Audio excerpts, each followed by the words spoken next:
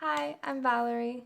I'm doing a video series on spiritual disciplines based on a book by Richard Foster called Celebration of Discipline. And this week I'm going to talk about the spiritual discipline of worship. Now, I think it's really important when we're talking about spiritual disciplines to first make sure that we understand what really the heart of the discipline is.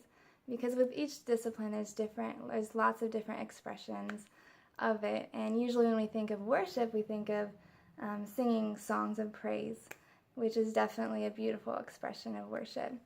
But the heart of worship is declaring the worth of God with your life. And it's so much broader than only just singing praise songs, and there's so many other expressions. So it's really, loving God with your heart and soul and mind and strength. And when you worship something, you're acknowledging its value.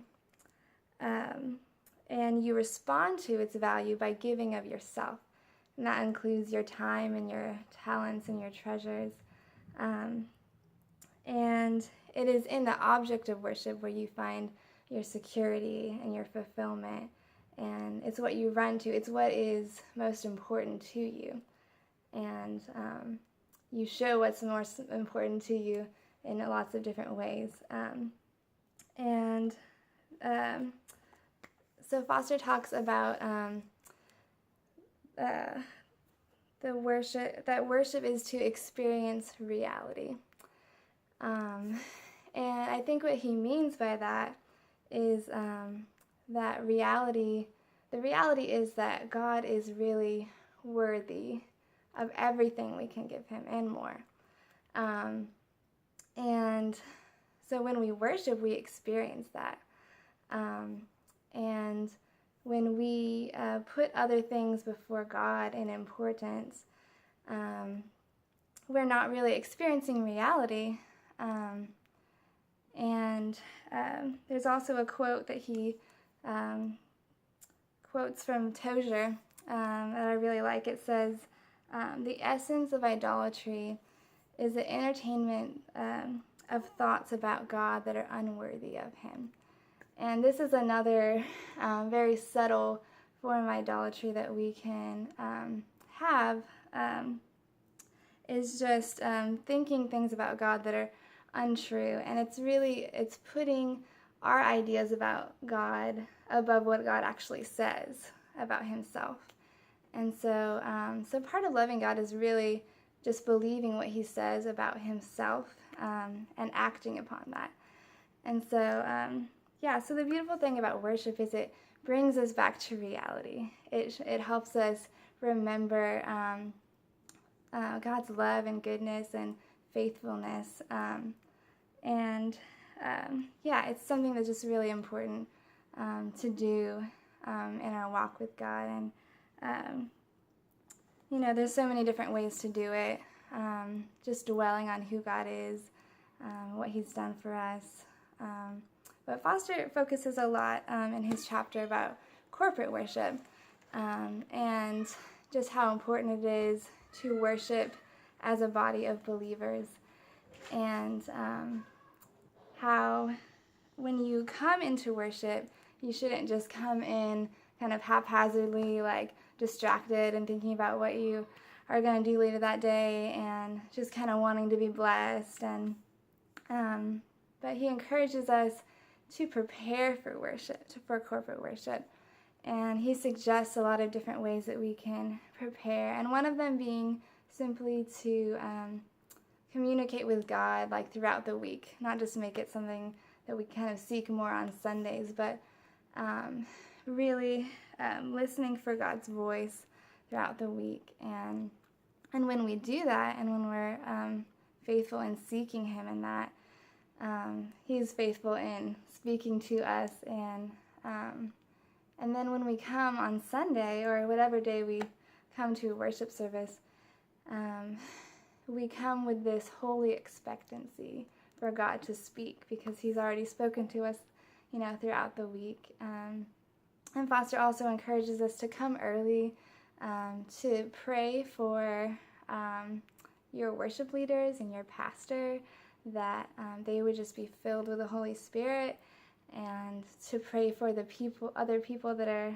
in your congregation that are going to be worshiping with you, that they would hear from God and be in His presence. And so that was really cool when I was reading about that. Like, we don't always think about doing that, and that's a really cool way to serve other believers in that way, and I think it changes you too and how you think of worship. Foster says, true worship happens when spirit touches spirit, and he's talking about the Spirit of God touching your human spirit. And so I think that is also like a really good thing to understand about worship.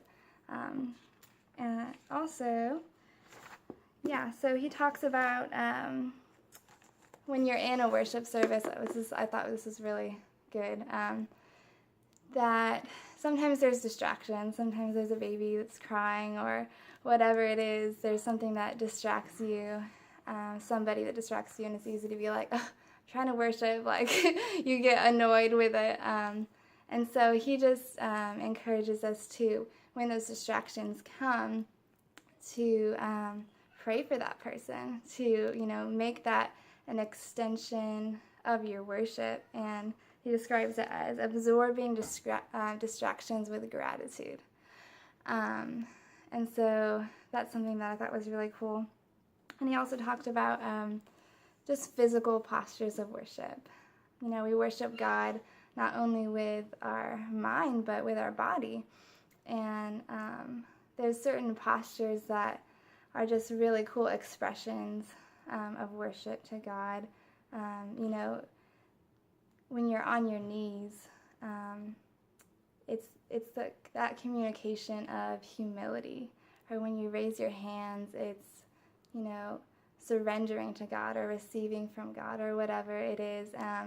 And so he's just encouraging us not to be afraid of like what people think. I think that's a lot of the problem with people not doing those things. And it's not that those things are like magical to do or anything, but they're just expressions. And really, worship is just a response to God. And so he just encourages us to be free in the way that we respond to God and His goodness and love and everything that He is, and that we can worship God with our bodies too.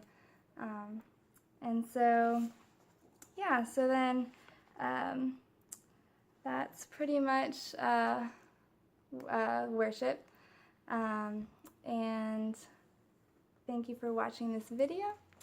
And I encourage you to practice this discipline, and stay tuned for next week. I'm going to talk about the spiritual discipline of guidance.